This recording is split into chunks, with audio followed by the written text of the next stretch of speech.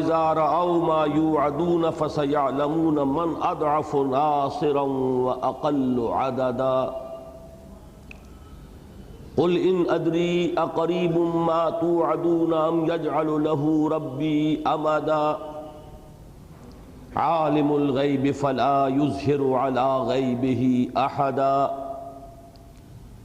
إلا من ارتضى بالرسول فإنه يسلك من بين يديه ومن خلفه رصدا ليعلم أن قد أبلغوا رسالات ربهم وأحاط بما لديهم وأحصى كل شيء عددا صدق الله العظيم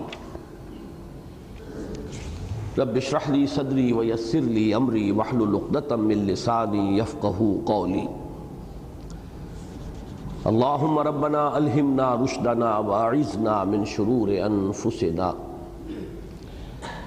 اللهم ارنا الحق حقا وارزقنا اتباعه وارنا الباطل باطلا وارزقنا اجتنابه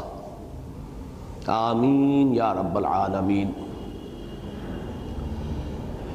پچھلے درس کے بعد مجھے ایک خیال آیا کہ سورہ جن کا نصف سے زائد حصہ ہم پڑھ چکے ہیں، لیکن ایک بڑی بنیادی اور اہم بحث رہ گئی، اور وہ یہ ہے کہ جنات کو جن کیوں کہا جاتا ہے، وجہ تسمیہ کیا ہے۔ جیم نون، نون کا مادہ عربی زبان میں آتا ہے کسی چیز کے چھپ جانے کے لیے، مخفی ہونے کے لیے، پوشیدہ ہونے کے لیے۔ جنت جس کی جمع جنات ہے، باغات، اس کے لیے بھی یہ لفظ اسی لیے آیا ہے، اسی مادے سے کہ زمین ایک باغ کے نیچے چھپ جاتی ہے، اس پر جو درخت ہیں، پودے ہیں، جو رویدگی ہے وہ زمین کو ڈھانپ لیتی ہے، زمین نظر نہیں آتی۔ یہ آپ کو نظر آئے گا ہوائی جہاز سے سفر کرتے ہوئے کہ کہیں زمین بالکل چٹیل زمین ننگی نظر آ رہی ہے، اریاں زمین، اور کہیں اس زمین کے اوپر گویا کہ سبزے کا ایک لباس ہے جس نے اسے ڈھانپ لیا ہے۔ یہی ڈھانپنے کا مفہوم اس لفظ کا آیا ہے سورہ انعام میں، حضرت ابراہیم علیہ السلام کے ذکر میں فلما جن علیہ اللیل رأى کوکبا، جب رات نے اس پر تاریکی کا پردہ تان دیا تو اس نے دیکھا ایک ستارے کو۔ تو گویا کہ رات کی تاریکی جس میں ہر چیز چھپ جاتی ہے، اس کے لیے بھی لفظ آیا جن علیہ اللیل۔ اسی طرح لفظ جنین کے معنی ہے وہ بچہ جو ابھی رحم مادر میں ہے، نظر نہیں آ رہا۔ یہ تو معلوم ہے کہ وہ بچہ ہے، لیکن یہ کہ وہ نظر نہیں آتا، وہ جنین ہے، اس کی جمع اجنہ ہے۔ وَأَنْتُمْ أَجِنَّةٌ فِي بُطُونِ أُمَّهَاتِكُمْ، یہ قرآن مجید میں سورۃ النجم میں آیا ہے۔ تو جنات بھی چونکہ ہماری نگاہوں سے مخفی ہیں، نظر نہیں آتے، اس لیے ان کے لیے یہ لفظ ان کے بطور علم ان کے لیے استعمال کیا گیا، وہ مخلوق کے جو چھپی ہوئی ہے، نظر نہیں آتی۔ اگرچہ یہی وصف ملائکہ کا بھی ہے، وہ بھی ہمیں نظر نہیں آتے، لیکن یہ کہ ان کا معاملہ اس اعتبار سے وہ ملعق اور علوکہ، اس سے وہ لفظ اخذ کیا گیا ہے جس کے معنی ہے پیغام رسانی۔ ان کے لیے بطور علم وہ لفظ لایا گیا کہ ملائکہ ہی در حقیقت اللہ تعالیٰ کے احکامات کو پہنچانے کا ذریعہ بنتے ہیں جملہ مخلوقات تک، اور اس میں سے سب سے نمایاں شے وہ وحی ہے کہ جو انبیاء اور رسل کے پاس ان ملائکہ کے ذریعے سے آتی نہیں۔ آج کے درس سے متعلق ایک بات وہ ہے جس کے بارے میں خاصی بحث میں نے پچھلی مرتبہ کی تھی۔ قرآن مجید میں رکوعوں کی جو تقسیم ہے اس کے بارے میں نے عرض کیا تھا کہ اکثر و بیشتر میرا مشاہدہ یہ ہے کہ وہ بڑی بامانی تقسیم ہے اور بڑی محنت سے ہوئی۔ یہی وجہ ہے کہ کہیں یہ رکوع جو ہے وہ سورتوں کی فصیلوں کو نہیں توڑتے، سورتوں کی فصیلیں اپنی جگہ ہیں، ان کے اندر اندر تقسیم ہے، اور وہ تقسیم بھی اس پہلو سے کی گئی ہے کہ اگر اس جگہ پر رکوع کر دیا جائے، اتنا حصہ ایک رکعت میں پڑھا جائے تو بات وہاں کٹے گی نہیں، ٹوٹے گی نہیں، سلسلہ مضمون مکمل ہوگا۔ اس سورہ مبارکہ میں ہم نے جو 15 آیات پچھلے درس میں پڑھی تھی، اکثر حضرات کی رائے یہ ہے کہ جنات کا جو کلام یہاں نقل کیا گیا ہے، پہلی آیت سے قل اوحی الیہ سے، اے نبی کہہ دیجئے مجھ پر یہ وحی کی گئی ہے، انہ استمع نفر من الجن فقالوا انا سمعنا قرآنا عجبا، اب یہاں سے جو مسلسل کلام تھا وہ گویا کہ اصل میں تو باتیں تھیں کہ جو جنات نے کی تھی جا کر اپنی قوم کے دوسرے جنوں سے، قرآن مجید میں ان کو نقل کیا جا رہا ہے۔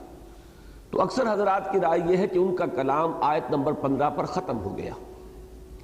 لیکن میں نے اشارہ کیا تھا کہ میرے ذہن میں ایک بات ہے جو میں اگلے درس میں اس کو بیان کروں گا، اور اس میں مجھے ابھی مزید تحقیق بھی کرنی تھی۔ اس پہلے رکوع کی جو تقسیم ہمارے مصحف کے اندر ہے اس کے اعتبار سے 4 آیات ابھی بقایا ہیں۔ رکوع جو ہے وہ 19ویں آیت پر جا کر مکمل ہوتا ہے، لیکن یہ کہ تقسیم مطالب کے اعتبار سے اگر یہ بات سمجھی جائے کہ ملائکہ کا کلام یہاں ختم ہو گیا، اب اللہ تعالیٰ کی طرف سے بات ہو رہی ہے، تو گویا کہ مانوی تقسیم آیت نمبر 15 پر بنتی ہے۔ چونکہ اردو کے اکثر و بیشتر تراجم اور اردو کی اس وقت جتنی بھی تفاسیر ہیں ان میں یہی موقف اختیار کیا گیا ہے، لیکن میرا ذہن اسے قبول نہیں کر رہا تھا۔ جہاں تک پہلی 2 آیات کا تعلق ہے اس کے بارے میں تو اجماع ہے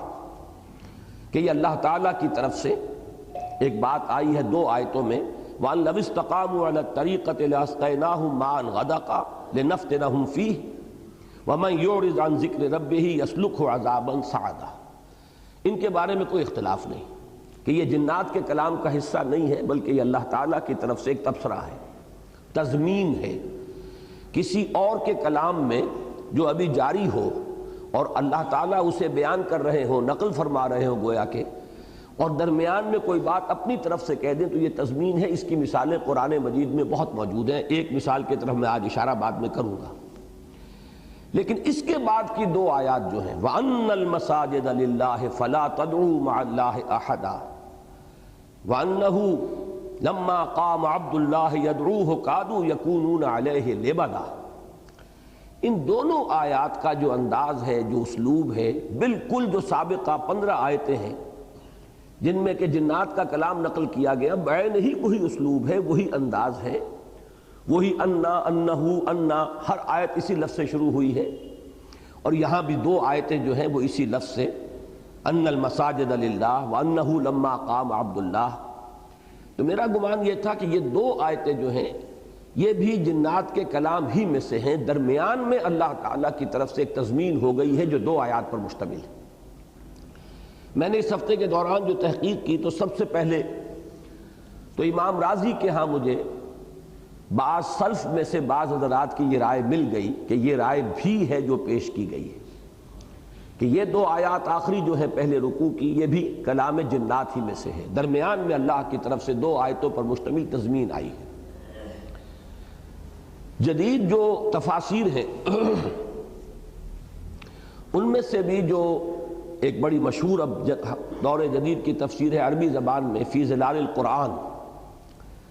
تو اس کی بھی سید قطب کی جو تفسیر ہے، اخوان المسلمون کے بہت مشہور رہنما، انہوں نے بڑے جزم کے ساتھ یہ بات کہی ہے۔ زیادہ اور قدیم تفاسیر کو دیکھنے کا مجھے موقع نہیں ملا، اتنا تو موقع نہیں ہوتا، لیکن میرے لیے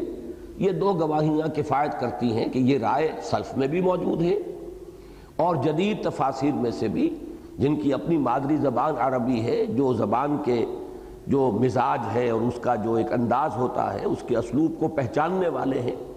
اگر ان کی طرف سے بھی یہ رائے موجود ہے تو اب میں پورے اطمینان کے ساتھ یہ رائے آپ کے سامنے رکھ رہا ہوں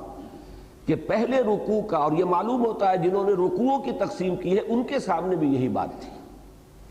ورنہ یہ ہے کہ اگر انہوں نے یہ سمجھا ہوتا کہ 15ویں آیت پر جو جنات کا کلام ہے ختم ہو گیا ہے، اب آگے جو ہے اللہ کی طرف سے بات آ رہی ہے براہ راست، تو یہاں پر رکوع کر دیتے اور وہ بڑی عمدہ تقسیم ہوتی کہ 28 آیات میں سے 15 آیات ایک طرف، 13 ایک طرف، جبکہ یہ رکوع کی جو تقسیم ہے کہ 19 آیات ایک طرف، 9 ایک طرف، یہ ظاہر بات ہے کہ بڑی ان ایکول سی تقسیم ہے، لیکن معلوم یہ ہوتا ہے کہ جن حضرات نے یہ رکوعوں کی تقسیم کی ہے ان کے سامنے بھی یہی رائے تھی جس کی بنا پر کہ انہوں نے رکوع کو ختم کیا ہے 19ویں آیت پر۔ اب آئیے کہ ہم ان کا آیات کا لفظ بلفظ مطالعہ کرتے ہیں۔ فرمایا وَأَن لَوِ اسْتَقَامُوا عَلَى الطَّرِيقَةِ لَأَسْقَيْنَاهُم مَاءً غَدَقًا،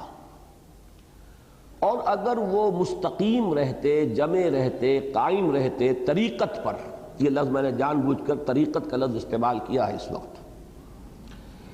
تو ہم انہیں پلاتے اور سیراب کرتے، کثرت کے ساتھ پانی سے انہیں سیر کر دیتے، یعنی خوب بارش برساتے، جیسے کہ سابقہ صورت میں آیا تھا یرسل السماء علیکم مدرارا ویمددکم باموال وبنین ویجعل لکم جنات ویجعل لکم انہارا۔ تو در حقیقت پانی ہی چونکہ اس زمین پر مبدأ حیات جو ہے وہ پانی ہے، زندگی کی بنیاد پانی ہے، ہمارا مادہ تخلیق مٹی ہے، لیکن یہ مٹی جب پانی میں گندھی ہے تو اس کے اندر سے پھر حیات کا سلسلہ جو ہے وہ پیدا ہوا ہے۔ اس لیے مبدأ حیات وجعلنا من الماء کل شیء حی، ہم نے ہر شے جو زندہ بنائی ہے تو اس کے اندر زندگی کا جو مادہ ہے وہ پانی سے ہے۔ جعلنا، خلقنا نہیں، جعلنا اور لفظ ہے، خلقنا اور لفظ ہے، مادہ تخلیق اور ہے، لیکن جعل حیات جو ہے وہ در حقیقت پانی کی بنیاد پر ہے۔ تو یہاں مراد یہ ہے کہ اگر یہ طریقت پر مستقیم رہتے، جمے رہتے، کھڑے رہتے، قائم رہتے،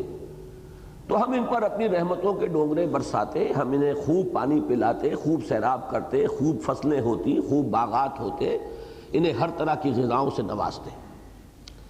پہلی بات تو یہ کہ سلسلہ کلام سے جوڑیے کہ اصل میں جو آخری حصہ تھا جنات کے کلام کا وہ یہ کہ انہوں نے یہ کہا کہ ہم میں دونوں قسم کے لوگ ہیں، وَأَنَّا مِنَّا الْمُسْلِمُونَ وَمِنَّا الْقَاسِطُونَ، اس سے پہلے بھی آیا تھا وَأَنَّا مِنَّا الصَّالِحُونَ وَمِنَّا دُونَ ذَلِكَ كُنَّا طَرَائِقَ قِدَدًا، وہ جنہوں نے کہا اپنی قوم سے کہ ہم میں اچھے لوگ بھی تھے اور ذرا دوسری قسم کے لوگ بھی، کمتر قسم کے لوگ بھی تھے، ہم طرح طرح سے حصوں میں بٹے ہوئے تھے، مختلف راستوں پر چل رہے تھے۔ معلوم یہ ہوتا ہے کہ یہ دوسری مرتبہ جب دہرا کر انہوں نے کہا کہ وَأَنَّا مِنَّا الْمُسْلِمُونَ وَمِنَّا الْقَاسِطُونَ،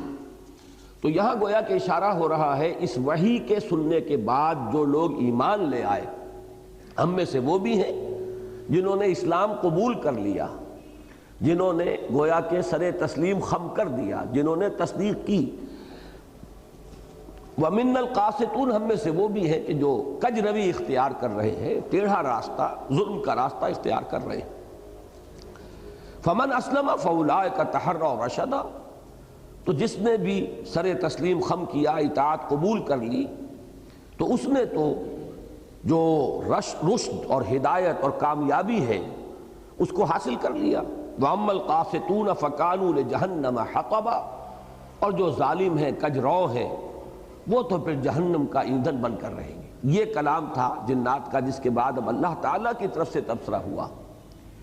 وَأَن لَوِ اسْتَقَامُوا عَلَى الطَّرِيقَةِ لَأَسْقَيْنَاهُم مَاءً غَدَقًا، اگر یہ لوگ،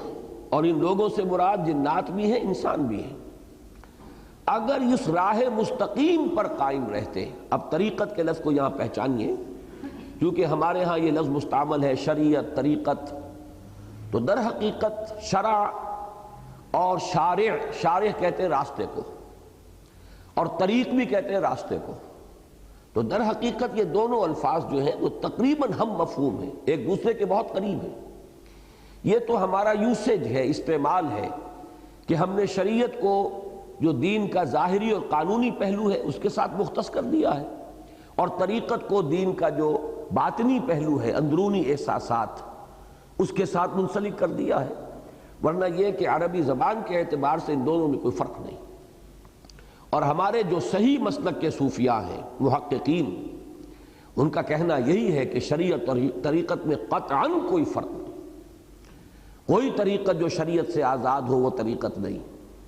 اور وہ شریعت بھی جو طریقت کے ساتھ نہ ہو، اگر باطنی کیفیات نہیں ہے تو وہ ایک ڈھانچہ ہے بے روح۔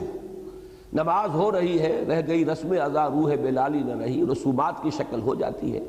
اس لیے کہ رسم کہتے ہیں ظاہری چیز کو، کسی شے کی علامت، رسم الخط، یہ رسم الخط ہے قرآن مجید کا،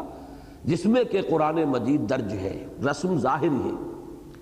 اسی لیے آیا ہے اس حدیث میں جس میں حضور نے خبر دی ہے کہ ایک زمانہ آئے گا کہ لا یبقى من الاسلام الا اسمہ ولا یبقى من القرآن الا رسمہ۔ ایک زمانہ آئے گا کہ اسلام میں سے اس کے نام کے سوا کچھ نہیں بچے گا، اور قرآن میں سے اس کے رسم کے سوا کچھ نہیں بچے گا۔ یہ رسم جو ہے یہ رسم الخط ہے، حروف رہ جائیں گے، الفاظ رہ جائیں گے، حفاظ کو یاد ہوں گے، لکھے ہوئے ہوں گے، بڑے اعلیٰ کاغذوں کے اوپر لکھے ہوئے ہوں گے، آرٹ پیپر پہ چھپے ہوئے ہوں گے، لیکن ان کے معنی، ان کی حقیقت، ان کا مصداق خارج میں عملی ان کی کوئی تصویر، کوئی عملی تفسیر یہ نہیں رہے گی۔ تو فرمایا کہ اگر وہ طریقت، اب یہاں پر الطریقہ کہا گیا ہے، ان لو استقاموا علی طریقت، الف لام لگا ہے اس پر، اس خاص راستے پر اگر یہ قائم رہتے ہیں۔ وہ خاص راستہ کون سا ہے؟ میرے نزدیک اس سے مراد ہے وہ عہد الست جو لیا گیا تھا، جس میں کہ توحید کا اقرار ہم کر کے یہاں آئے، الست بربکم قالوا بلی، اور یقیناً اسی نوع کا کوئی اقرار جنات سے بھی لیا گیا ہے۔ تو اس کو تعبیر کیا گیا، اس راہ پر اگر گامزن رہتے، توحید پر قائم رہتے، اگر اس میں ادھر ادھر کی پگڈنڈیاں نہ نکال لیتے، اس میں اوہام کو شامل نہ کر دیتے، اس میں مشرکانہ عقائد کو ملوث نہ کر دیتے، لاسقیناہم ماء غدقا، تو ہماری رحمتوں کی بارش جو ہے ان پر چھاجو برستی، لنفتنہم فیہ۔ لیکن یہاں ایک بہت اہم نقطہ آیا ہے جس پر بعض حضرات نے بڑی طویل بحثیں کی ہیں۔ اس دنیا میں اللہ تعالیٰ کی جو رحمت بھی ہوتی ہے وہ بھی در حقیقت ایک آزمائش کی شکل ہے، اس لیے کہ یہ دنیا اور یہ حیات دنیاوی یہ دار الجزا نہیں ہے، یہ دار امتحان ہے۔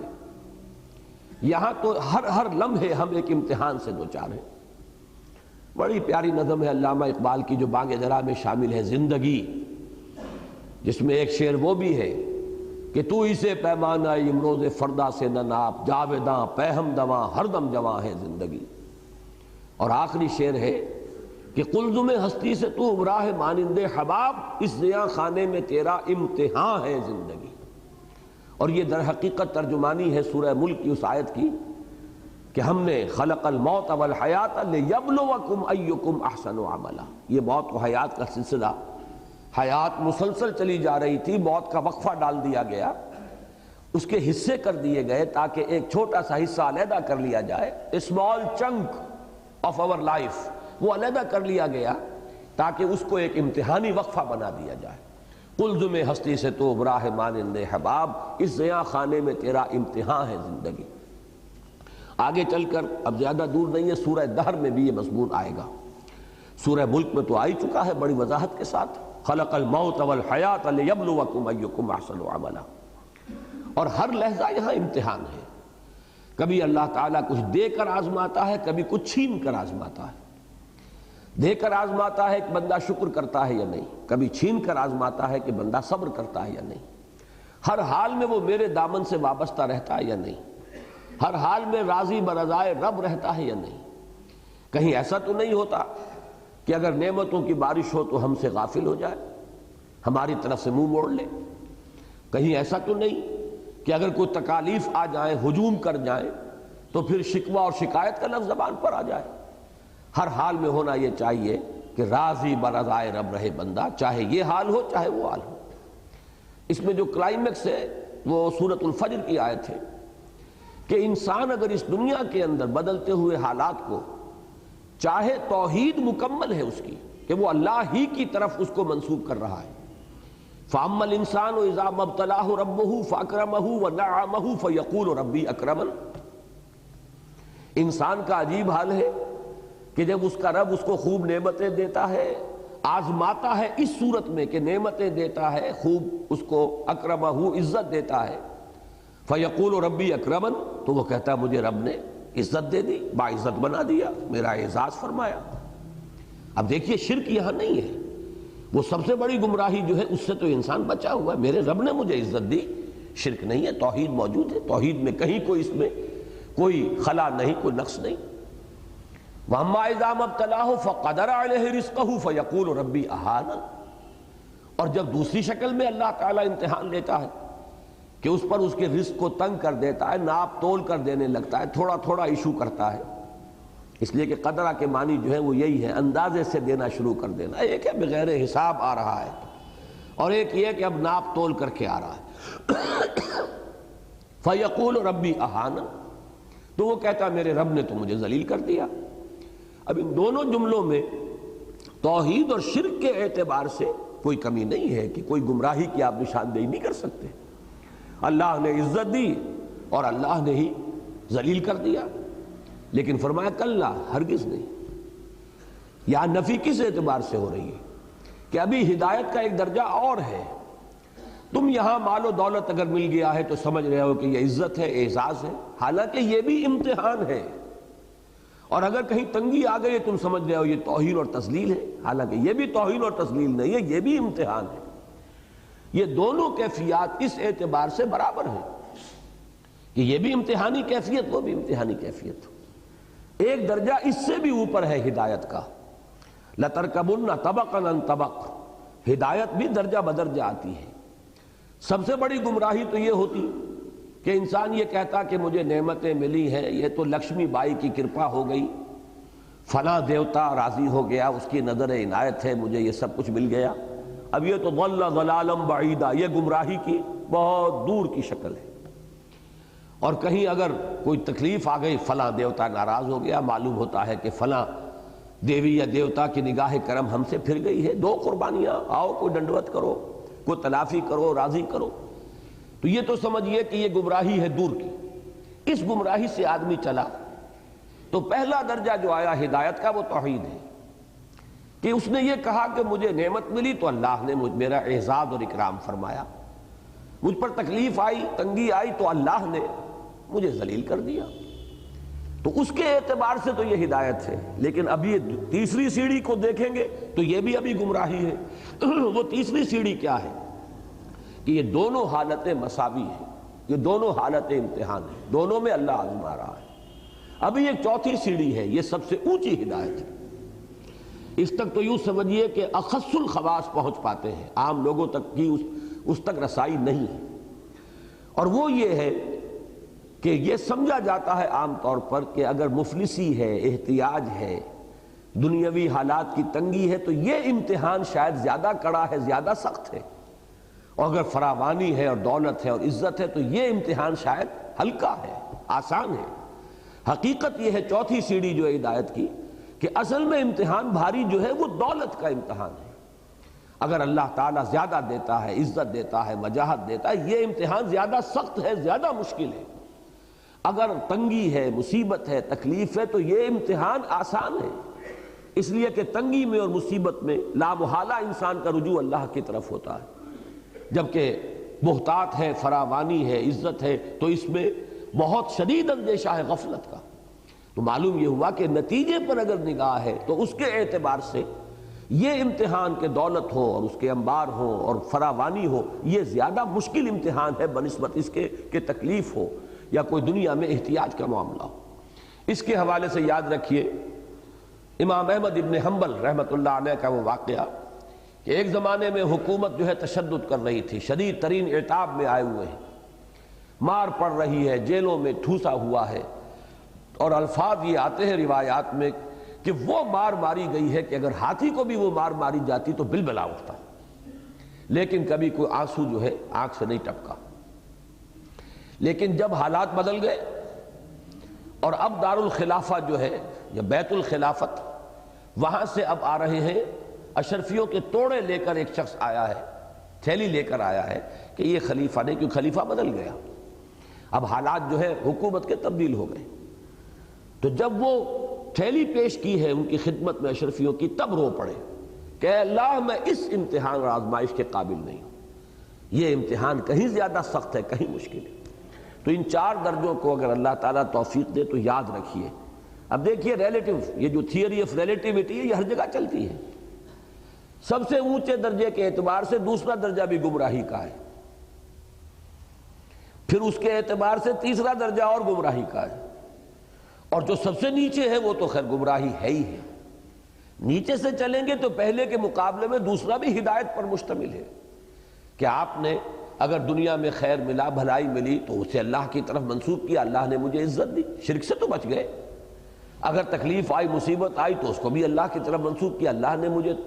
ذلیل کر دیا، شرک سے تو بچ گئے۔ اس کے مقابلے میں ہدایت پر آ گئے۔ لیکن اس سے اوپر کی ہدایت ہے یہ کہ آپ ان دونوں کے اندر کوئی فرق و تفاوت ہی نہ کریں، دونوں امتحان کی کیفیات ہے، نہ یہ عزت ہے نہ وہ ذلت ہے۔ یہی سورہ تغابن کی اس آیت کا مفاد ہے، ذالک یوم التغابن، ہار اور جیت کا فیصلہ تو اس دن ہوگا۔ اس دن جو بری ہو گیا عزت اس کے لیے ہے، اور اس دن جو جہنم میں جھونک دیا گیا ذلت اس کے لیے ہے۔ چاہے دنیا میں قارون کی دولت اس کے پاس رہی اور فرعون اور نمرود کا اقتدار جو ہے اسے حاصل رہا ہو۔ اور سب سے اوپر یہ ہے کہ اصل کڑا امتحان جو ہے، حضور کی حدیث یاد کر لیجئے، ما قل و کفا خیر مما کثر و الہا، جو کم ہو لیکن کفایت کر جائے، بنیادی ضرورتیں پوری ہو جائیں، کسی کے سامنے ہاتھ نہ پھیلانا پڑے، وہ کہیں بہتر ہے اس سے کہ جو کثیر ہے لیکن غافل کر دینے والی شے۔ جہاں کثرت ہوگی، بہتات ہوگی، غفلت آ جائے گی۔ تو فرمایا کہ اگر یہ ہمارے اس طریق مستقیم پر چلتے رہتے، قائم رہتے، رواں دواں رہتے، شاہراہ توحید سے ادھر ادھر کی پگڈنڈیوں میں نہ بھٹکتے، لاسقیناہم ماء غدقا، لیکن یہ نہ سمجھنا کہ یہ دار الجزا کے طور پر ہے یہ دار امتحان ہی، اس میں بھی ہم آزماتے، لنفتنہم فیہ، نعمتیں بھی آتی ہیں تو وہ بھی امتحان کے لیے، وہ مزید آزمائش کے لیے۔ اس لیے بھی کہ دیکھیے انسان، جیسے کہ ہمارا ہے تعلیم کا نظام،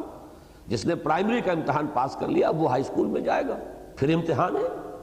5ویں کا، 6ٹھی کا، 7ویں کا، مڈل کا، پھر امتحان ہی امتحان ہے، کڑے سے کڑے امتحان آتے چلے جائیں گے۔ اس پر مجھے یاد آیا کہ ایک اچھی تحریر ایک وقت میں میرے قلم سے نکلی تھی حج کے موضوع پر، اور حضرت ابراہیم علیہ السلام کا جو ایک خاکہ ہے حیات دنیاوی کا، کہ کس کس طرح کے امتحانات میں سے حضرت ابراہیم علیہ السلام گزرے ہیں کامیابی کے ساتھ، جس پر ایک بڑا جامع تبصرہ جو ہے وہ سورہ بقرہ میں ہے۔ وَإِذِ ابْتَلَىٰ إِبْرَاهِيمَ رَبُّهُ بِكَلِمَاتٍ فَأَتَمَّهُنَّ، اور یاد کرو جب کہ ابراہیم کو آزمایا اس کے رب نے بڑی بڑی باتوں میں، تو وہ ان سب میں پورا اترا، اس نے سب کو پورا کر دیا۔ تو تدریجاً جو امتحان آئے، کہ پہلا امتحان دنیا میں آتا ہے انسان کے عقل اور شعور کا۔ عقل و شعور کا امتحان یہ ہے کہ اپنے خالق و مالک حقیقی کو پہچانتا ہے یا نہیں۔ اسی کو نہیں پہچانا تو گیا، ضل ضلالا بعیدا۔ یہ تو پہلا امتحان ہے عقل اور شعور کا، جس میں سے حضرت ابراہیم کامیابی سے گزرے، کہ گھٹا ٹوپ اندھیرے سے کفر اور شرک کے۔ ستارہ پرستی وہاں ہو رہی تھی، بت پرستی وہاں ہو رہی تھی، شاہ پرستی وہاں ہو رہی تھی، سیاسی شرک انتہا پر، توہماتی شرک انتہا پر، ہر نوع کا شرک اس ماحول میں موجود تھا۔ لیکن اس گھٹا ٹوپ اندھیرے میں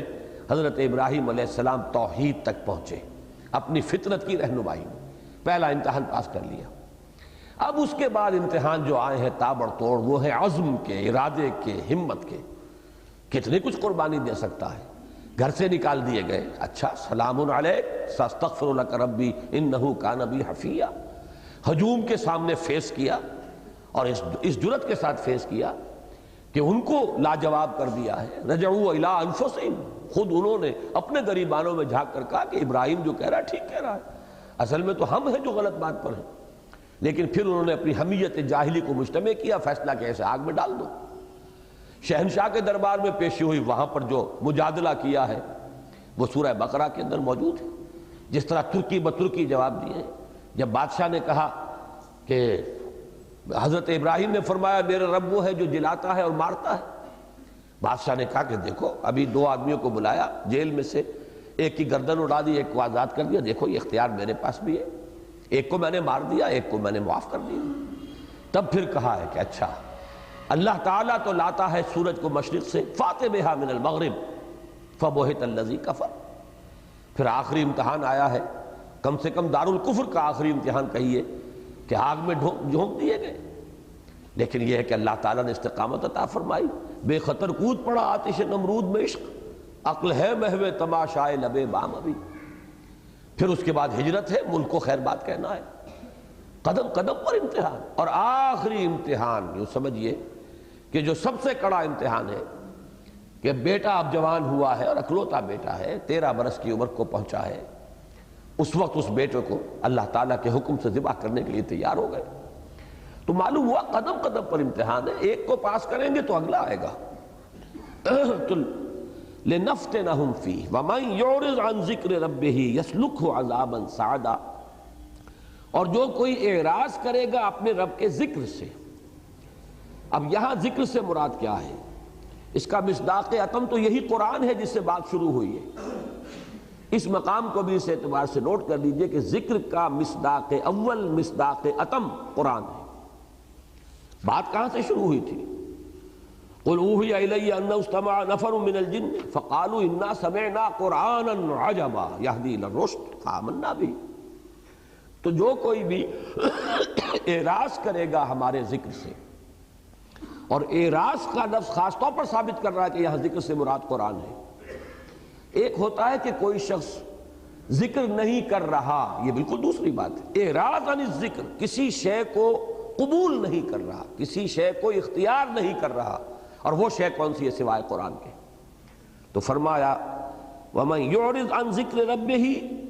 يَسْلُكْهُ عَذَابًا صَعَدًا، اللہ تعالیٰ اس کو چلائے گا، وہ رب اس کو چلائے گا یا داخل کرے گا ایک ایسے عذاب میں جس میں اضافہ ہوتا چلا جائے گا۔ صعود کہتے ہیں چڑھنے کو، سَأُرْهِقُهُ صَعُودًا، یہ سورہ مدثر میں آیت آ جائے گی۔ تو صعدہ وہ عذاب، چڑھتا عذاب جس کی شدت میں اضافہ ہوتا چلا جائے گا۔ اس لیے کہ یہ تو انسان کی طبیعت کا خاصہ ہے کہ بری حالت جو ہوتی ہے اس سے بھی وہ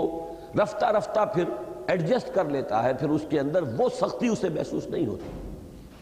لہذا اس سختی کے احساس کو برقرار رکھنے کے لیے عذاب کی شدت میں مسلسل اضافہ ہو، عذاباً صعدا۔ یہ یسلک ہو کا لفظ جو یہاں پر آیا ہے تو نوٹ کر لیں، سلکا کے معنی چلنا بھی ہے اور چلانا بھی ہے۔ گویا کہ باب افعال میں اسلاک، اسلکا یسلکو اور سلکا یسلکو، ان میں کوئی فرق نہیں ہے، یہ دونوں ایک ہی معنی جو ہے اس کے اندر، دونوں معنی اس لفظ میں موجود ہیں۔ اسی طرح سلکا کے معنی داخل ہونا بھی ہے اور داخل کرنا بھی ہے۔ اس کی مثالیں قرآن مجید میں موجود ہیں۔ یہاں پہ یسلک ہو کا ترجمہ یہ بھی کیا جا سکتا چلائے گا، جیسے کہ سورہ زمر میں فرمایا گیا الم تر ان اللہ انزل من السماء ماء فسلکہ ینابیع فی الارض، کیا تم نے دیکھا نہیں، غور نہیں کیا کہ اللہ تعالیٰ آسمان سے پانی برساتا ہے، پھر چلا دیتا ہے انہیں زمین کے اندر چشموں کی صورت میں، رواں کر دیتا ہے چشموں کی صورت میں۔ تو یہاں سلکہ کے معنی چلا دینا، رواں کر دینا، اور داخل کر دینے کا مفہوم اس کے لیے بھی قرآن مجید میں سورہ مومنون کی آیت نمبر 27 میں جو حضرت نوح علیہ السلام کے حالات بیان ہوئے انہی میں آیا ہے فَاسْلُكْ فِيهَا مِن كُلِّ زَوْجَيْنِ اثْنَيْنِ وَأَهْلَكَ، اس کشتی کے اندر اے نوح اب داخل کر دو تمام جو مخلوقات ہیں، جوڑا جوڑا داخل کرو، اور اپنے گھر والوں کو بھی داخل کر دو۔ تو یہاں پر اسلک کے معنی ہے داخل کرو۔ سورہ قصص میں بھی آیا حضرت موسیٰ علیہ السلام سے خطاب کرتے ہوئے اسلک یدک فی جیبک تخرج بیضاء من غیر سوء، ذرا داخل کرو اپنے ہاتھ کو اپنے گریبان میں، تو وہ نکلے گا تو وہ سفید ہوگا بغیر اس کے کہ وہ کوئی مرض کا اس پر کوئی شائبہ ہو یا اثر ہو۔ تو دونوں معنی یہاں پر کر سکتے ہیں آپ۔ یسلک ہو عذاباً صعدا، وہ داخل کرے گا اسے ایک ایسے عذاب میں کہ جو چڑھتا عذاب ہوگا، جس کی شدت کے اندر اضافہ ہوتا چلا جائے گا، یا چلائے گا اسے اس عذاب کے راستے پر کہ جو راستہ خود چڑھائی کی طرف جا رہا ہو۔ اس لیے کہ حضرت عبداللہ ابن عباس رضی اللہ تعالیٰ عنہ سے اس میں قول مروی ہے کہ یہ جو صعدہ ہے یہ ایک پہاڑ ہے جہنم کا، جس پر کہ جن لوگوں کو یہ عذاب خاص طور پر دیا جائے گا، جس کا کہ سورہ مدثر میں بھی ذکر آئے گا سأرہقہ صعودا، کہ جن لوگوں کو اس کا عذاب جو ہے اس کا فیصلہ ہوگا جن کے حق میں، وہ اس پر چڑھیں گے بڑی مشقت سے، مصیبتوں سے، تکلیفوں سے، اور پھر وہ اوپر جائیں گے، پھر ان کو گرا دیا جائے گا، اور پھر وہ چڑھتے رہیں گے۔ یہی ان کا جو معاملہ ہے یہ چلتا رہے گا، جاری رہے گا۔ تو یہ دونوں ترجمے یہاں ممکن ہیں۔ وَأَنَّ الْمَسَاجِدَ لِلَّهِ فَلَا تَدْعُوا مَعَ اللَّهِ أَحَدًا، یہ دو آیتیں جو ابھی ہم نے پڑھی ہیں، جیسا کہ میں نے عرض کیا یہ تضمین ہے اللہ کی طرف سے جنات کے اس کلام پر۔ اس کی مثال ہمارے منتخب نصاب میں بڑی نمایاں مثال ہے، اسے نوٹ کر لیں، ذہن میں تازہ کر لیں۔ سورہ لقمان اس کا دوسرا رکوع، جو ہمارے منتخب نصاب کے پہلے حصے میں درس نمبر 3 کی حیثیت سے شامل ہے۔ اس میں آپ نے دیکھا کہ حضرت لقمان کی نصائح کا ذکر شروع ہوا، اس کے فوراً بعد اللہ تعالیٰ نے اپنی طرف سے کچھ بات فرمائی، پھر حضرت لقمان کی نصیحت کا ذکر جو ہے پھر آگے جاری ہو گیا، پھر اس کو نقل فرما رہے اللہ تعالیٰ۔ وَإِذْ قَالَ لُقْمَانُ لِابْنِهِ وَهُوَ يَعِظُهُ يَا بُنَيَّ لَا تُشْرِكْ بِاللَّهِ إِنَّ الشِّرْكَ لَظُلْمٌ عَظِيمٌ۔ اب یہاں سے گویا کہ حضرت لقمان کی جو نصیحت تھی بیٹے کو وہ شروع ہو گئی ہے، اس کو نقل فرما رہے اللہ، لیکن اس کے فوراً بعد وَوَصَّيْنَا الْإِنسَانَ بِوَالِدَيْهِ حَمَلَتْهُ أُمُّهُ وَهْنًا عَلَى وَهْنٍ وَفِصَالُهُ فِي عَامَيْنِ۔ دو آیتیں وہاں طویل آئی ہیں، لیکن اس کے بعد پھر حضرت لقمان کی پھر نصیحت شروع ہو گئی، یا بنیہ انہا ان تک مثقال حبۃ من خردل فتکن فی صخرۃ او فی السماوات او فی الارض یأت بہ اللہ ان اللہ لطیف خبیر۔ تو قرآن مجید میں اس کی بہت مثالیں ہیں، لیکن یہ مثال ہمارے ان ساتھیوں کے لیے اس کو یاد رکھنا بھی آسان ہے کہ جو منتخب نصاب کا درس جو ہے وہ جنہوں نے سنا ہے اور جن کے ذہن میں مستحضر ہے۔ اس کے بعد کی 2 آیات وہ ہیں جن کے بارے میں عرض کر چکا ہوں تمہید میں کہ میرے نزدیک یہ کلام ہے انہی جنات کا، جس طرح اللہ تعالیٰ نے پہلے جنات کی گفتگو کو نقل کیا ہے وہی سلسلہ مزید 2 آیات تک آگے چل رہا ہے، لیکن بہت سے حضرات کی رائے اس کے علاوہ بھی ہے، مختلف بھی ہے، لیکن ظاہر بات ہے کہ میں یہاں جرح نہیں کروں گا، بلکہ جو رائے جس پر میرا دل ٹھکا ہے وہی بیان کر رہا ہوں۔ وَأَنَّ الْمَسَاجِدَ لِلَّهِ فَلَا تَدْعُوا مَعَ اللَّهِ أَحَدًا۔ اور یہاں پہ اب یوں کہا جائے گا کہ اور ان جنات نے یہ بھی کہا اپنے ساتھیوں سے، یہ گویا کہ عطف ہوگا ان کے اس کلام پر، کہ مساجد اللہ ہی کی ہیں، بس اس میں اس کے ساتھ کسی اور کو مت پکارو۔ یہ میرے نزدیک وہی جو نصیحت وہ کر رہے ہیں، خود ایمان لے آئے، آمنا بھی وَلَن نُشْرِكَ بِرَبِّنَا أَحَدًا، ہم تو اپنے رب کے ساتھ اب کسی کو شریک نہیں ٹھہرائیں گے۔ اب ظاہر بات ہے کہ اس کے بعد دعوت لوگوں کو پکارا جا رہا ہے، اس لیے کہ اس سے پہلے کہ ان کے کلام میں ابھی دعوت نہیں آئی، ابھی صرف یہ کہ انہوں نے بیان کیا ہے ایسا ہے، ہم نے آسمانوں کو ٹٹولا، ہم نے دیکھا بڑے پہرے لگے ہوئے، کوئی خاص بات ہے، اندازہ ہو گیا ہمیں کہ اب کتاب نازل ہوئی ہے اور اب نبوت کا ایک اور باب کھلا ہے، دروازہ کھل گیا ہے جو کافی عرصے سے بند تھا، 600 برس سے بند تھا، اور ہم نے بھی یہ سمجھا تھا جیسے اوروں نے سمجھا کہ شاید اب یہ دروازہ مستقلاً بند ہو چکا ہے، وہ تو وہی نازل ہوئی ہے اور کتاب عجیب جو ہے وہ ہم نے سنی ہے، ہم اس پر ایمان لے آئے، اور یہ کہ ہمارے بڑے بڑے لوگ جو ہیں انسانوں میں سے بھی اور جنات میں سے بھی بڑی اللہ تعالیٰ پر غلط باتیں جو ہے جڑتے رہے ہیں، ہم نہیں گمان کرتے تھے کہ انسان اور جن اللہ تعالیٰ پر بھی جھوٹ باتیں گھڑ کر منسوب کر دیں گے، یہ ساری باتیں جو ہیں یہ گویا کہ وہ جو بھی صورتحال تھی اس کی تعبیر، اور دیکھو ہم میں پہلے بھی تھے، اچھے بھی تھے برے بھی تھے،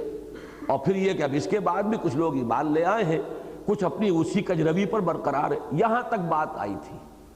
لہذا گویا کہ ابھی ایک خلا تھا، وہ خلا کہ جو سورہ احقاف میں صراحت کے ساتھ آیا، اس طرح پورا کیا گیا ہے کہ انہوں نے کہا یا قومنا عجیبوا داعی اللہ، اے ہماری قوم فوراً لب کو قبول کرو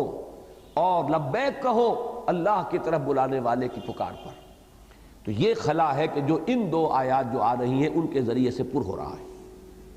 وہ اپنے ساتھیوں سے کہہ رہے ہیں، وہ اپنی قوم سے ان المساجد للہ، مسجدیں تو اللہ کی ہیں، فلا تدعوا مع اللہ احدا، تو دیکھو ان مساجد میں اللہ کے سوا کسی اور کو، اللہ کے ساتھ کسی اور کو مت پکارو۔ اس میں ایک تو یہ نوٹ کرنے کا ہے کہ مع اللہ احدا ہے،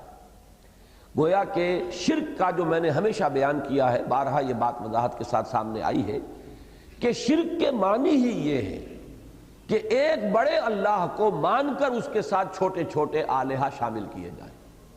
شرک کے معنی یہ نہیں ہے کہ اللہ کا انکار ہو، جتنے بھی نظام دنیا میں مشرکانہ رہے ہیں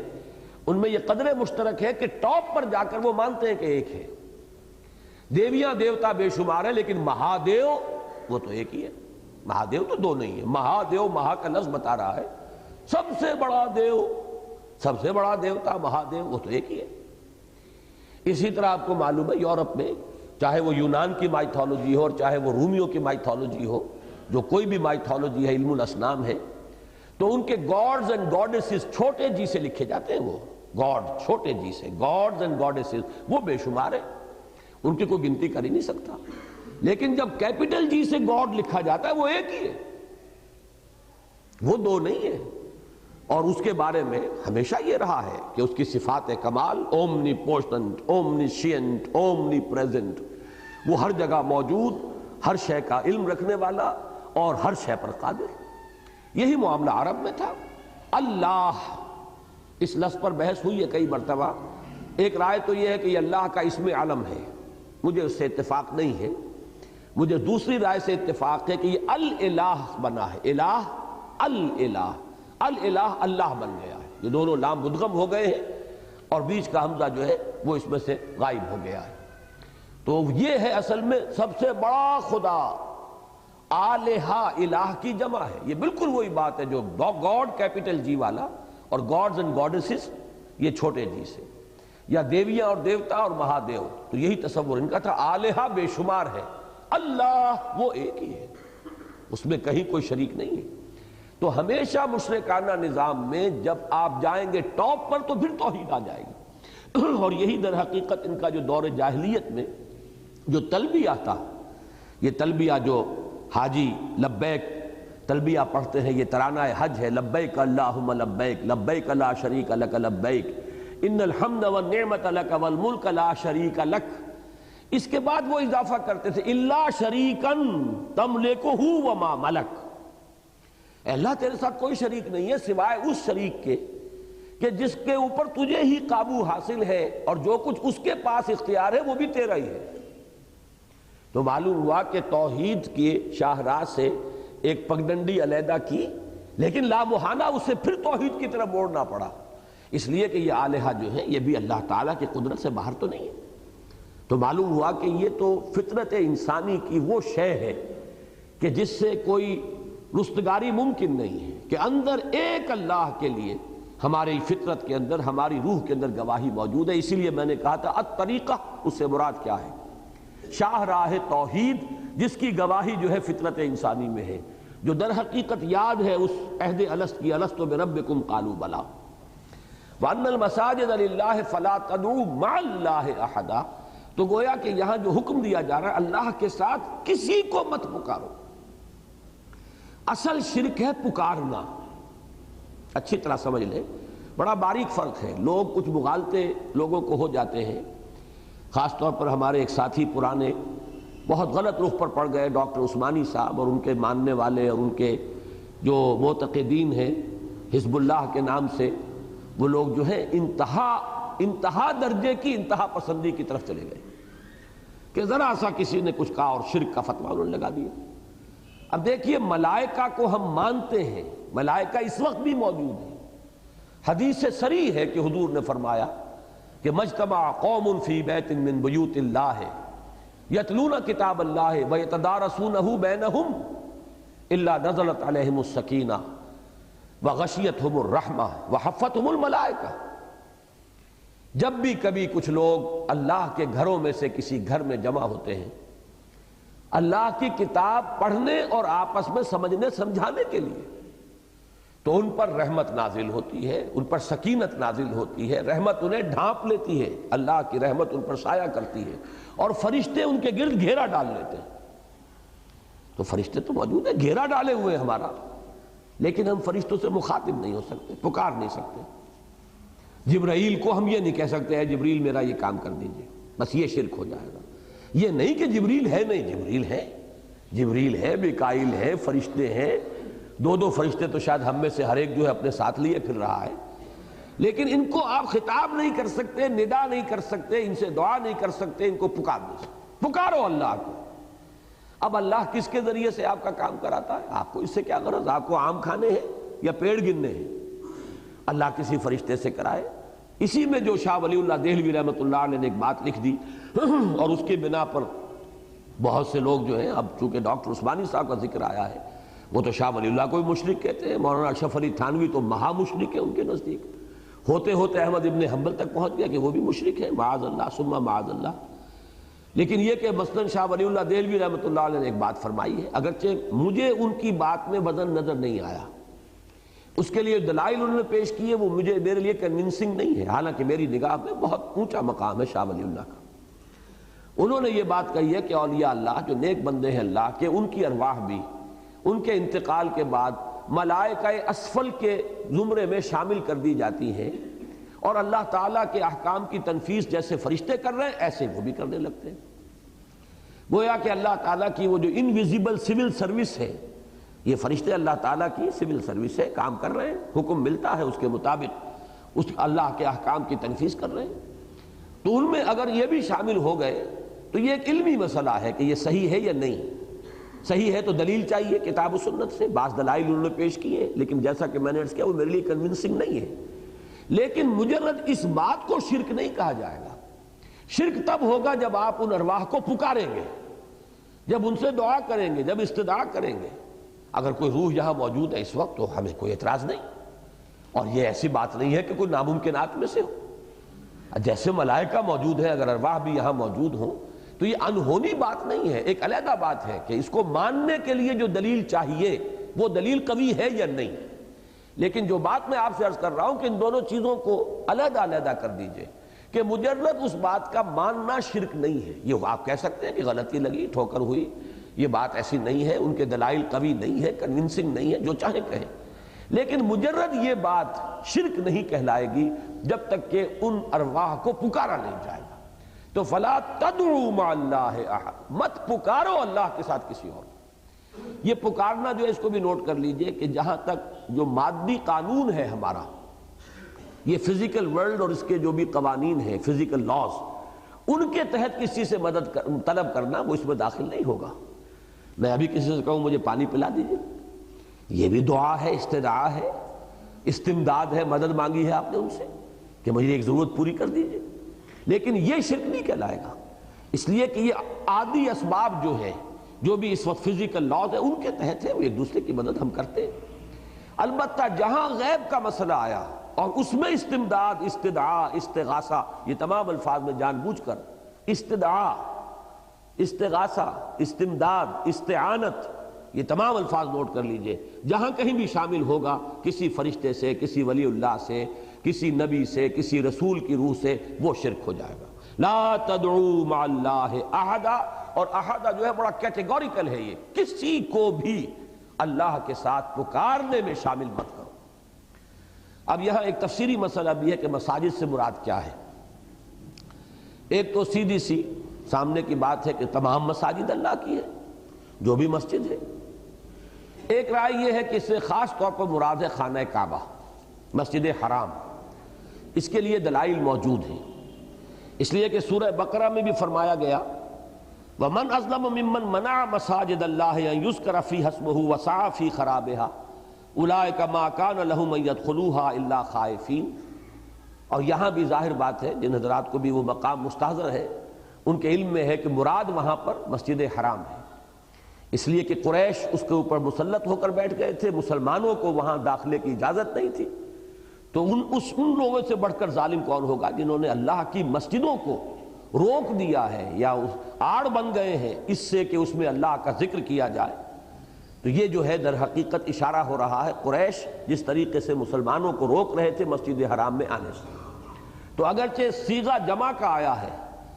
وَمَنْ أَظْلَمُ مِمَّنْ مَنَعَ مَسَاجِدَ اللَّهِ، لیکن مراد یہاں پر ایک ہی مسجد ہے، یعنی مسجد حرام۔ اسی کی ایک مثال سورہ توبہ میں بھی ہے،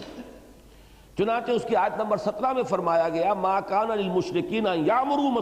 مَسَاجِدَ اللَّهِ شَاهِدِينَ عَلَىٰ أَنفُسِهِمْ بِالْكُفْرِ۔ وہ لوگ کہ جو اپنے اوپر کفر کی گواہی دے رہے ہوں، دھڑلے کے ساتھ کفر کر رہے ہوں، ان کا یہ حق نہیں ہے کہ وہ اللہ کی مسجدوں کو آباد کرے اور اس کے متولی بن کر بیٹھ جائے۔ گویا کہ قریش کا جو قبضہ تھا، تسلط تھا خانہ کعبہ پر، مسجد حرام پر، اس کے خلاف مسلمانوں کے جذبات کو ابھارا جا رہا ہے کہ وہ ظالم ہے، لہذا مسجد حرام کو ان کے تسلط سے آزاد کرانا، لبریشن آف کعبہ، یہ تمہارا فرض ہے۔ یہاں پر بھی مساجد اللہ کا لفظ آیا، لیکن اسی صورت میں انما المشرکون نجس فلا يقربوا المسجد الحرام بعد عامهم هذا، بات واضح کر دی گئی کہ مراد مسجد حرام تھی۔ یہ مشرک نجس ہیں، اب ان کو یہ حق حاصل ہی نہیں ہے کہ اس سال کے بعد وہ اس مسجد حرام میں داخل بھی ہو سکے۔ تو یہاں پہ ایک رائے یہ ہے کہ اس سے مراد خاص طور پر کعبہ، مسجد حرام ہے۔ ایک رائے حضرت حسن بصری کی ہے رحمت اللہ علیہ، وہ فرماتے ہیں کہ کل روئے زمین جو ہے وہ اللہ کی مسجد کے حکم میں ہے، لہذا یہاں در حقیقت مساجد سے کوئی خاص مسجد مراد نہیں، اور جو خاص طور پر مسجدیں بنائی جاتی ہیں اللہ کی عبادت کے لیے وہ ان تک بھی اس کے مفہوم کو محدود نہیں رکھنا چاہیے۔ کل روئے ارضی، اس لیے کہ حدیث میں یہ الفاظ آئے ہیں وَجُعِلَتْ لِيَ الْأَرْضُ مَسْجِدًا وَطُهُورًا، حضور نے فرمایا کہ مجھے چند باتوں میں خصوصی امتیاز حاصل ہے بقیہ تمام انبیاء سے، ان میں سے ایک یہ بھی ہے کہ میرے لیے تو پوری زمین کو مسجد اور پاکی حاصل کرنے کا ذریعہ بنا دیا گیا۔ تیمم جو ہے، زمین کی مٹی سے ہم تیمم کر کے، چاہے وہ بڑی ناپاکی ہو چاہے چھوٹی ناپاکی ہو، اگر پانی نہیں ہے تو یہ مٹی جو ہے فَتَيَمَّمُوا صَعِيدًا طَيِّبًا، پاک مٹی کی طرف رجوع کرو۔ تو حضور فرماتے ہیں کہ یہ معاملہ اللہ نے یہ سہولت صرف میرے ساتھ کی ہے، میری امت کے ساتھ، کہ پوری زمین کو میرے لیے مسجد بھی بنا دیا گیا اور پاکی حاصل کرنے کا ذریعہ بھی بنا دیا گیا۔ حضرت حسن بصری رحمۃ اللہ علیہ سے ایک اور قول بھی نقل ہے کہ مساجد یہاں مسجد کی جمع نہیں ہے، مسجد کی جمع ہے، جیم کے زبر کے ساتھ، اور یہ ہے مصدر یعنی سجدہ، کہ یہ سجدے صرف اللہ کے لیے روا ہیں اور کسی کے لیے سجدہ جائز نہیں۔ اور ایک آخری رائے، وہ چونکہ اہم ہے وہ میں عرض کر دوں، حضرت سعید ابن جبیر رضی اللہ تعالی عنہ سے یہ مروی ہے ان کا قول کہ اس سے مراد مساجد سے سجدہ گاہیں، یعنی ہمارے وہ اعضاء ہیں جو سجدے میں زمین پر ٹکتے ہیں، اور آپ کو معلوم ہے کہ سجدے میں دونوں ہاتھ زمین پر ٹکتے ہیں، دونوں گھٹنے، دونوں پاؤں اور پیشانی، یہ 7 اعضاء ہیں جن پر کہ سجدہ ہوتا ہے، یہ ہے مسجد، یہ ہے در حقیقت سجدہ گاہیں۔ تو یہاں گویا کہ معنی یہ ہوگے کہ جسم اللہ نے عطا کیا ہے، یہ تمام اعضاء تمہارے اللہ کے دیے ہوئے ہیں، ان المساجد للہ، اب یہ سجدے کی حالت میں زمین پر نہیں لگنے چاہیے مگر صرف اللہ کے لیے، واللہ اعلم۔ وَأَنَّهُ لَمَّا قَامَ عَبْدُ اللَّهِ يَدْعُوهُ قَعَدُوا يَكُونُونَ عَلَيْهِ لِبَدًا۔ میرے نزدیک یہ بھی ابھی انہی جنات کا کلام ہے کہ انہوں نے اپنے ہم قوم جنوں سے یہ کہا کہ ہم عجیب منظر دیکھ کر آئے ہیں، انہو لما قام عبداللہ، کہ جب وہ اللہ کا بندہ کھڑا ہوتا ہے، جب کھڑا ہوا اللہ کا بندہ، یدعوہ، اسے پکارنے کے لیے، کادوا یکونون علیہ لبدا، تو ایسا ہوا کہ شاید کہ وہ ہجوم کر کے اس پر پل پڑیں گے۔ لبدا اور لوبدا در حقیقت ایک ہی معنی ہے۔ یہ لوبدا کا لفظ سورہ بلد میں آیا، اہلکت مالا لوبدا، میں نے ڈھیروں مال خرچ کر دیا، اور لبدتن کی جمع ہے یہ، لبدا اور لوبدا۔ لبدا کہتے ہیں کسی شے کا تہ بر تہ ہونا، کسی شے کا آپس میں گتھم گتھا ہونا، جیسے خوشے ایک دوسرے کے اندر پیوست ہو گئے ہوں کسی درخت کے یا کسی پودے کے، تو اسے بھی لبدا یا لوبدا کہا جائے گا۔ تو یہاں پر جس طریقے سے حضور صلی اللہ علیہ وسلم پر کفار ہجوم کرتے تھے، اس آیت کے حوالے سے میں پچھلی مرتبہ عرض کر چکا ہوں کہ زمانہ نزول اس سورت کا اور سورہ نوح کا اور سورہ معارج کا یہ بالکل ایک معلوم ہوتا ہے۔ اس میں بھی ہے فَمَا لِلَّذِينَ كَفَرُوا قِبَلَكَ مُهْطِعِينَ عَنِ الْيَمِينِ وَعَنِ الشِّمَالِ عِزِينَ، کیا ہو گیا ان کافروں کو کہ اے نبی آپ کی طرف یہ لپکے ہوئے آتے ہیں، گروہ در گروہ یہ آتے ہیں، جھپٹتے ہوئے آتے ہیں، گویا کہ آپ کی تکہ بوٹی کر دیں گے۔ اور واقعہ میں سنا چکا ہوں کہ ایک مرتبہ تو بالفعل ایسا ہوا ہے، اور صرف اس طرح حضور کی جو ہے اس وقت اللہ تعالیٰ نے شکل بنائی ہے بچانے کی کہ حضرت ابوبکر آ گئے درمیان میں، تو انہوں نے حضور کو چھوڑ دیا، حضرت ابوبکر کو اتنا مارا ہے کہ یہ سمجھ کر چھوڑا ہے کہ اب ان کی جان نکل چکی ہے۔ تو یہ حالات ہوتے تھے اور بارہا ہوتے تھے۔ ابو جہل نے جو کیا یہ آئے گا، آخری پارے میں آ جائے گا سورہ علق میں، کہ وہ روکتا تھا، دھمکاتا تھا حضور کو، اور اسی کے ذریعے سے یہ بھی ہوا ہے کہ ایک مرتبہ اس شخص نے چادر کو بل دے کر ایک رسی کی شکل دی اور گلے میں پھندا ڈالا، جبکہ حضور نماز کے لیے کھڑے ہوئے تھے مسجد حرام میں۔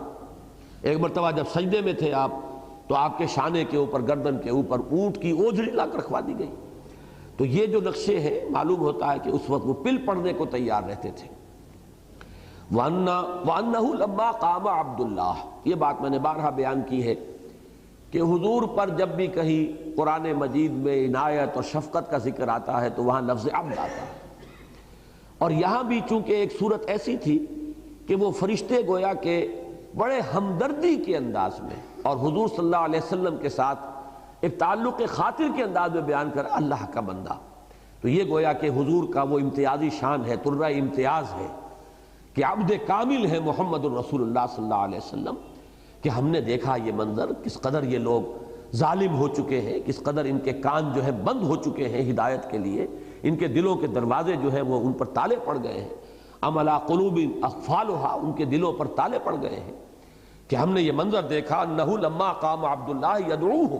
یہ یدعوہ کو بھی نقل کیجئے، نوٹ کیجئے کہ یہ جب کہ وہ پکارتا ہے اللہ کو، کھڑا ہوتا ہے پکارنے کے لیے، اس سے وہ حقیقت سامنے آ جائے گی کہ نماز کی اصل روح جو ہے وہ دعا ہے۔ الدعاء مخ العبادہ، الدعاء هو العبادہ، اور سب سے بڑی دعا سورہ فاتحہ دعا ہی تو ہے، اہدنا الصراط المستقیم صراط الذین انعمت علیہم غیر المغضوب علیہم ولا الضالین۔ اس سے پہلے جو ہے ہر دعا سے پہلے جیسا کہ حضور نے تلقین فرمایا کہ اللہ کی حمد و ثنا ہونی چاہیے، جس سے کچھ مانگ رہے ہو، سوال کر رہے ہو، پہلے اس کی حمد و ثنا ہو، تو اس کے اعتبار سے گویا کہ سورہ فاتحہ کا ابتدائی حصہ بھی اس دعا کی تمہید ہے کہ اہدنا الصراط المستقیم صراط الذین انعمت علیہم۔ باقی حضور سے تو آپ کو معلوم ہے کہ سجدے میں بھی دعائیں ثابت ہیں، اگرچہ ہمارے ہاں وہ فقہی اعتبار سے مسلک ہے مختلف کہ وہ دعا جو ہے وہ صرف نوافل میں تو سجدوں وغیرہ میں سب لوگ قائل ہے کہ مانگی جا سکتی ہے، لیکن یہ کہ فرائض میں تاکہ لوگوں کا جو ہے وہ زیادہ انتشار نہ ہو جائے، ایک جمعیت جو ہے ایک شکل پر برقرار رہے، تو فرائض کے اندر جو ہے بعض لوگ اس کو پسند نہیں کرتے، لیکن یہ کہ حضور تو سجدے میں بھی دعا مانگتے تھے، پھر دونوں سجدوں کے مابین بیٹھتے تھے تو دعا مانگتے تھے، تو نماز تو در حقیقت وہ گویا کہ سب سے عمدہ شکل ہے دعا کی، اور یہاں لفظ قامہ آیا ہے تو گویا کہ ہے تو نماز کا معاملہ، انہو لما قام عبداللہ یدعوہ، اور یہ کہ جب اللہ کا وہ بندہ کھڑا ہوا اللہ کو پکارنے کے لیے، اللہ سے دعا کرنے کے لیے، مناجات کرنے کے لیے۔ اور نوٹ کیجئے کہ علامہ اقبال نے بھی اس کے لیے لفظ پریئر استعمال کیا، دی میننگ آف پریئر ان اسلام، غالباً چوتھا ان کا جو لیکچر ہے ان 6 لیکچرز میں سے، تو وہ پریئر دعا، الدعاء مخ العبادہ، اور بڑی پیاری تعبیر ہے ان کی کہ وہ کہتے ہیں کہ اس پریئر میں، اس دعا میں، اس نماز میں انائے صغیر انائے کبیر کے روبرو آتی ہے۔ یہ چھوٹی انا ہے ہماری انا، میں، ایک بڑی انا ہے وہ لامتناہی انا ہے، جس کے لیے مجھے جب بھی یہ مضمون آتا ہے سورہ طٰہٰ کی آیت یاد آ جاتی ہے، اننی انا اللہ لا الہ الا انا فاعبدنی، جس قدر تکرار اس میں ہوئی ہے اننی انا اللہ لا الہ الا انا، تو یہ انانیت کبریٰ ہے، یہ انا ہے دی انفائنائٹ ایگو، انا لامحدود، اور ایک ہمارے اندر انا ہے میں، یہ بھی ہے انا ہے، یہ ہے محدود انا، دی فائنائٹ ایگو۔ تو فائنائٹ ایگو روبرو آتی ہے اور کلام، ہم کلام ہوتی ہے اس انفائنائٹ ایگو سے۔ یہی ہے در حقیقت ذکر کی وہ صورت۔ قرآن مجید تو مجسم ذکر ہے، لیکن ذکر کی شکل سب سے جامع وہ نماز ہے اور پریئر ہے اور دعا ہے، اس اعتبار سے کہ اس میں ہم کلام، دیکھیں ذکر یہ بھی ہے سبحان اللہ سبحان اللہ سبحان اللہ، اس میں خطاب نہیں ہے، ہم کلامی نہیں ہے، آپ ایک خبریہ جملہ کیسا کہہ رہے ہیں اور تکرار کر رہے ہیں، یہ بھی مفید ہے، تکرار می کنے ما ہرچ خواندہ ایم فراموشی کردہ ایم اللہ حدیث دوست کے تکرار می کنے، تو یہ بھی ذکر ہے، اس میں کوئی شک نہیں۔ جب نماز میں ہم کہتے ہیں سبحان ربی الاعلیٰ سبحان ربی الاعلیٰ سبحان ربی الاعلیٰ سبحان ربی العظیم سبحان ربی العظیم، یہ بھی ذکر ہے، لیکن یہ ذکر جو ہے یہ غائبانہ ذکر ہے، اس میں خطاب نہیں ہے۔ خطاب ہے اس ذکر میں جب آپ